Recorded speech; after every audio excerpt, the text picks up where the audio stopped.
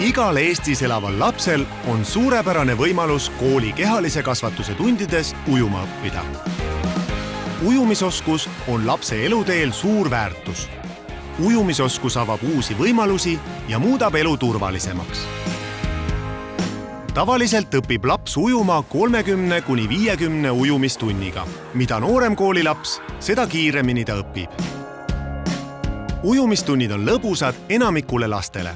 Oskused omandatakse mänguliselt ning samm-sammult.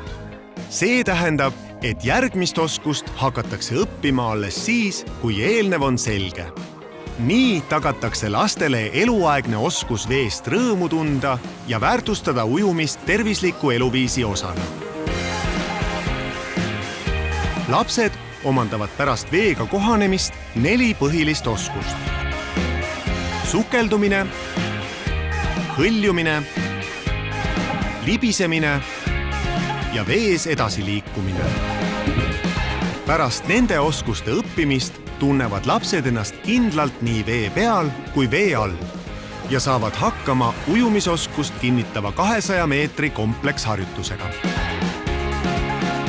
Ujumisoskusega laps hüppab üle pea vette, ujub 100 meetrit rinnuli asendis, sukeldub ja toob käega põhjast eseme, püsib paigal puhates ja asendeid vahetades 3 minutit, ujub 100 meetrit selili asendis ja väljub veest.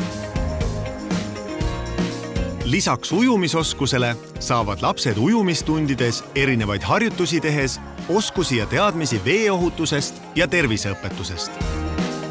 Nad õpivad mõistma ja järgima ausat mängu ning käitumisreegleid erinevates keskkondades. Koos mängides ja paarisharjutusi tehes paraneb koostööoskus.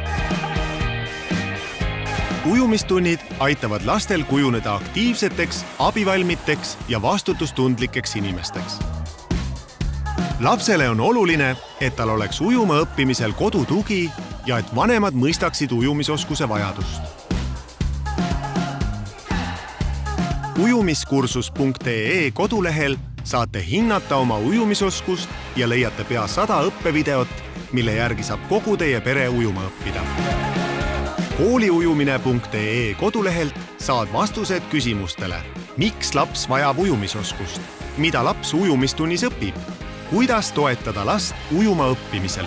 Mida laps ujumistunnis vajab? Veeohutuse reegleid, mida lapsega koos arutada. Suur aitäh, et aitad kaasa lapsele rõõmsama ja ohutuma elu andmisel.